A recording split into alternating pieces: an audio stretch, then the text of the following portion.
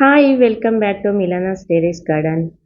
ಇವತ್ತು ನಾನು ನಿಮಗೆ ರೋಸ್ಮೇರಿ ಹೇರ್ ಆಯಿಲ್ ನಾವು ಮನೆಯಲ್ಲಿ ಯಾವ ಥರ ತಯಾರಿಸ್ಕೊಳ್ಬೋದು ಅಂತ ತಿಳಿಸ್ಕೊಡ್ತೀನಿ. ನೋಡಿ, ಇದು ನನ್ನಲ್ಲಿರುವಂಥ ರೋಸ್ಮೇರಿ ಗಿಡ. ಎಷ್ಟು ಬುಷಿಯಾಗಿದೆ ನೋಡಿ, ಚಿಕ್ಕ ಗಿಡ ಆದರೂ ತುಂಬ ಬುಷಿಯಾಗಿ ಬಂದಿದೆ. ಇದನ್ನು ನಾನು ಆವಾಗವಾಗ ಸಾಫ್ಟ್ ಪ್ರೂನಿಂಗ್ ಮಾಡ್ತಾನೆ ಇರ್ತೀನಿ.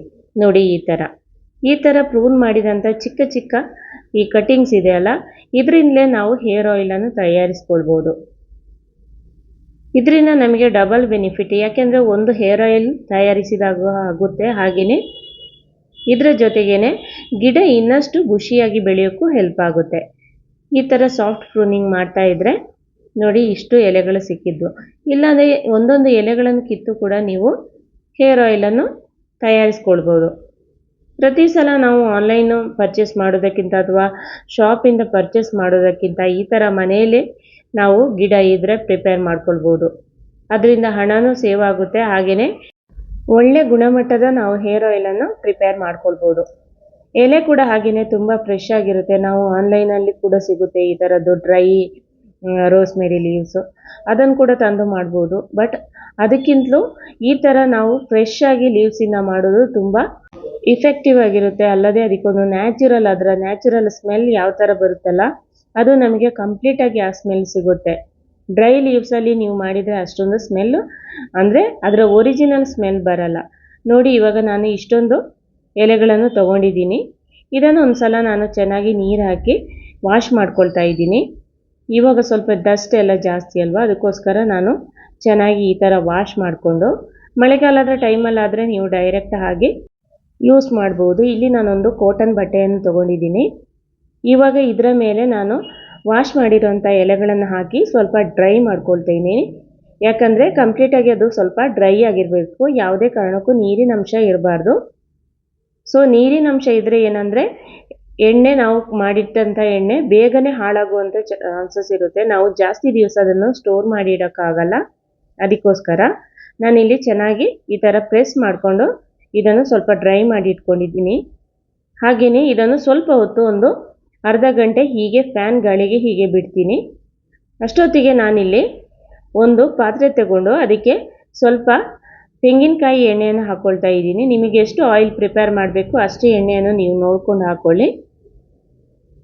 ಸೊ ಕೋಕೋನಟ್ ಆಯಿಲಲ್ಲೇ ನಾನು ಜಾಸ್ತಿ ಯೂಸ್ ಮಾಡೋದು, ಹೇರ್ ಆಯಿಲ್ ಆಗಲಿ ಅಥವಾ ಬಾಡಿ ಲೋಷನ್ ಆಗಿ ಎಲ್ಲದಕ್ಕೂ, ಈವನ್ ಕುಕ್ಕಿಂಗ್ ಕೂಡ ನಾವು ಕೋಕೋನಟ್ ಆಯಿಲೇ ಯೂಸ್ ಮಾಡೋದು. ನಾನು ಬೇರೆ ಯಾವ ಆಯಿಲ್ ಕೂಡ ಯೂಸ್ ಮಾಡೋದಿಲ್ಲ. ಸೊ ಕೋಕೋನಟ್ ಆಯಿಲ್ ಒಂದೇ, ಆದ ಕಾರಣ ನನಗೆ ಬೇರೆ ಆಯಿಲ್ ಬಗ್ಗೆ ಅಷ್ಟೊಂದು ಗೊತ್ತಿಲ್ಲ. ನೀವು ನಿಮ್ಮ ಮನೆಗಳಲ್ಲಿ ಯಾವ ಆಯಿಲ್ ಯೂಸ್ ಮಾಡ್ತೀರಾ ಅದನ್ನು ನೀವು ಯೂಸ್ ಮಾಡ್ಬೋದು. ಸೊ ಇವಾಗ ನಾನು ಎಲೆಗಳನ್ನು ಹಾಕ್ಕೊಳ್ತಾ ಇದ್ದೀನಿ. ಹಸಿ ಎಲೆ ಆದ ಕಾರಣ ಸ್ವಲ್ಪ ಈ ಥರ ಬಬಲ್ಸ್ ಬರುತ್ತೆ ನೋಡಿ. ಸೈಡಲ್ಲಿ ನಾನು ಸ್ಕ್ರೀನ್ಶಾಟಲ್ಲಿ ನಾನು ತೋರಿಸ್ತಿದ್ದೀನಿ.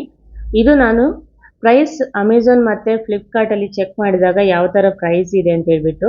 ಸೊ ಇಷ್ಟೊಂದು ನಾವು ಅಂದರೆ ಹಣ ಕೊಟ್ಬಿಟ್ಟು ಆನ್ಲೈನ್ ತೊಗೊಳೋದಕ್ಕಿಂತ ಈ ಥರ ಮನೆಯಲ್ಲಿ ಪ್ರಿಪೇರ್ ಮಾಡ್ಕೊಳ್ಬೋದು. ನೋಡಿ, ಇವಾಗ ಎಲೆಯಲ್ಲಿದ್ದಂಥ ನೀರಿನಂಶ ಎಲ್ಲ ಹೋಗಿದೆ. ಇದನ್ನು ನಾವಿವಾಗ ಲೋ ಫ್ಲೇಮಲ್ಲಿ ಸ್ವಲ್ಪ ಹೊತ್ತು ಬಿಸಿ ಮಾಡ್ಕೊಳ್ಬೇಕು.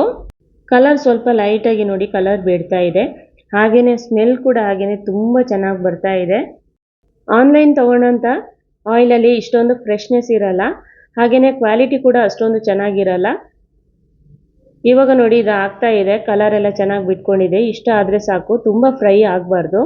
ಇವಾಗ ನಾನು ಸ್ಟವ್ ಆಫ್ ಮಾಡ್ಕೊಳ್ತಾ ಇದ್ದೀನಿ. ಇದು ಕಂಪ್ಲೀಟಾಗಿ ತಣ್ಣಗಾಗಬೇಕು, ಅಲ್ಲಿ ತನಕ ನಾವು ಕಾಯಬೇಕು. ನೋಡಿ, ಇವಾಗ ಇದು ತಣ್ಣಗಾಗಿದೆ. ಇದನ್ನು ನಾನಿವಾಗ ಒಂದು ಬಾಟಲಿಗೆ ಟ್ರಾನ್ಸ್ಫರ್ ಮಾಡ್ಕೊಳ್ತೀನಿ. ನಾನಿಲ್ಲಿ ಖಾಲಿ ಎಣ್ಣೆಯನ್ನು ಮಾತ್ರ ಸೋಸ್ಕೊಂಡು ಹಾಕ್ಕೊಳ್ತಾ ಇದ್ದೀನಿ. ಎಣ್ಣೆಯ ಜೊತೆಗೆ ಈ ಎಲೆಗಳನ್ನು ಕೂಡ ನೀವು ಸೇರಿಸ್ಬೋದು. ಆದರೆ ನೀವು ತುಂಬ ಸಮಯದ ತನಕ ಸ್ಟೋರ್ ಮಾಡಿ ಇಟ್ಕೊಳ್ಬೇಕು ಅಂತ ನೋಡ್ತಾ ಇದ್ದರೆ ಈ ಥರದ ಎಲೆಗಳನ್ನು ಹಾಕದಿರೋದು ಒಳ್ಳೆಯದು. ಬರೀ ಎಣ್ಣೆ ಆದರೆ ನಿಮಗೆ ಲಾಂಗ್ ಟೈಮ್ ಹಾಳಾಗದೆ ನೀವು ಸ್ಟೋರ್ ಮಾಡಿ ಇಟ್ಕೊಳ್ಬೋದು. ಇಲ್ಲ ಅಂದರೆ ನೀವು ಸ್ವಲ್ಪ ಸ್ಟ್ರಾಂಗಾಗಿ, ಎಣ್ಣೆ ಇನ್ನೂ ಕೂಡ ಸ್ಟ್ರಾಂಗಾಗಿ ಚೆನ್ನಾಗಿ ಆಗಬೇಕಂದ್ರೆ ಇದೇ ಎಲೆಗಳನ್ನು ಹಾಕಿ ಸುಮಾರು 10 ದಿವಸಗಳ ಕಾಲ ಇಟ್ಕೊಂಡು ಮತ್ತೆ ಪುನಃ ಸೋಸಿ ಅಂಥ ಎಣ್ಣೆಯನ್ನು ಕೂಡ ನೀವು ಸ್ಟೋರ್ ಮಾಡಿ ಇಟ್ಕೋಬೋದು. ಆದರೆ ಎಲೆಗಳನ್ನು ಹಾಕಿದರೆ ತುಂಬ ಲಾಂಗ್ ಟೈಮ್ ನಾವು ಇಟ್ಕೊಳ್ಳೋಕ್ಕಾಗಲ್ಲ. ಆದ ಕಾರಣ ನಾನು ಈ ಥರ ಮಾಡ್ತಾಯಿದ್ದೀನಿ. ಸೊ ವಿಡಿಯೋ ಇಷ್ಟ ಆದರೆ ಲೈಕ್ ಮಾಡಿ, ಶೇರ್ ಮಾಡಿ, ಸಪೋರ್ಟ್ ಮಾಡಿ. ಯಾರೆಲ್ಲ ಇನ್ನೂ ನನ್ನ ಚಾನೆಲ್ಗೆ ಸಬ್ಸ್ಕ್ರೈಬ್ ಆಗಿಲ್ಲ ಸಬ್ಸ್ಕ್ರೈಬ್ ಮಾಡ್ಕೊಳ್ಳಿ. Thanks for watching.